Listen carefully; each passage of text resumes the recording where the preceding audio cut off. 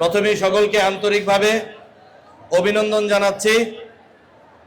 আপনারা নারায়ণগঞ্জের সর্ববৃহৎ যে বিদ্যাপীঠ সরকারি তুলারাম বিশ্ববিদ্যালয় কলেজের আপনারা অধ্যয়নরত আছেন, এই জন্য আপনাদেরকে অভিনন্দন জানাচ্ছি।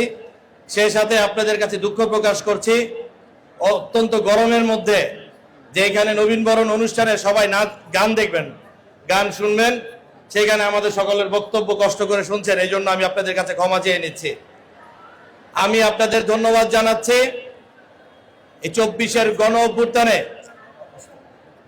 আপনারা জানেন আমাদের এই কলেজ থেকে 4 জন শাহাদাত বরণ করেছেন। আমি আল্লাহর দরবারে ফরিয়াদ জানাই, আল্লাহ যেন আমাদের এই 4 জন শহীদকে জান্নাতের উচ্চ মুকাম দান করেন।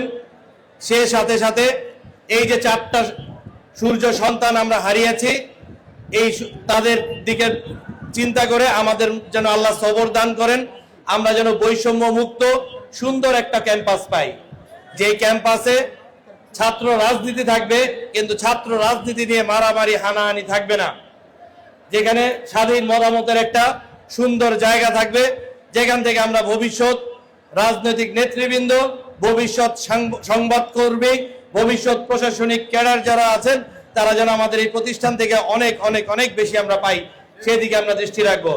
সেই সাথে আমার আশা থাকবে আমাদের প্রধান শিক্ষক সহ এখানে যারা শিক্ষক মন্ডলী আছেন, এক সময় আমাদের কলেজের যারা নবীন স্টুডেন্ট আপনারা ছাত্রছাত্রী যারা আছেন, আপনারাও যেন বিভিন্ন প্রতিষ্ঠানে আপনারা দায়িত্বরত হতে পারেন এবং আমাদের এই কলেজের নাম সুনামের সহিত আপনারা বলতে পারেন।